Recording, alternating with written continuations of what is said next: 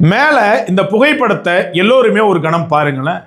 காங்கிரஸ் கட்சியினர் ஒரு ப்ரொபோகண்டாவை பாட்டாளி மக்கள் கட்சியினர் பெரும்பாலும் இருக்கக்கூடிய பகுதிகளில் நிறைவேற்றம் செஞ்சுட்டு வராங்க. என்ன அந்த ப்ரொபோகண்டா அப்படின்னாக்க, ஒரு பக்கம் கை சின்னத்தை போட்டுக்கிறது, இன்னொரு பக்கம் 108 ஆம்புலன்ஸ் படத்தை போட்டுட்டு 108 ஆம்புலன்ஸ் வழங்கிய சின்னம் கை, 108 ஆம்புலன்ஸ் வழங்கிய இயக்கம் காங்கிரஸ்ன்னு சொல்லிட்டு இவர்கள் தங்களுடைய பணியை செஞ்சிட்டு இருக்கிறாங்க.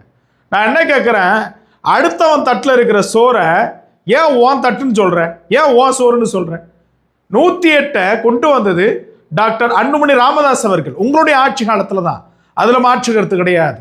ஆனால் அந்த சிந்தனையும் அந்த எண்ணமும் அந்த திட்டம் குறித்த அத்துணை தொலைநோக்கும் இருந்த ஒரே நபர் டாக்டர் அன்புமணி அவர்கள்.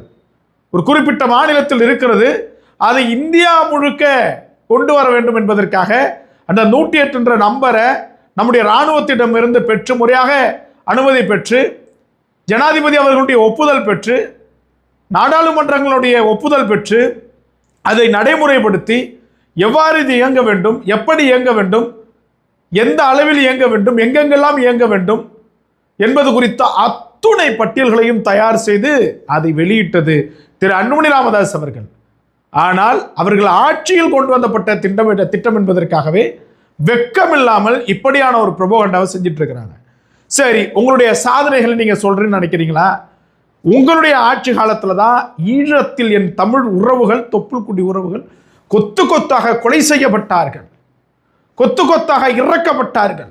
பிஞ்சி குழந்தை முதல் வயது முதிர்ந்தவர்கள் வரை சித்திரவதைக்கு ஆளாக்கப்பட்டு கொல்லப்பட்டார்கள். எழுதுங்க சுவற்றில், ஈழத் தமிழர்களை கொன்று குவித்த இயக்கம் காங்கிரஸ், தமிழர்களை கொன்று குவித்த இயக்கத்தின் சின்னம் காங்கிரஸ். இதை எழுதுங்களா?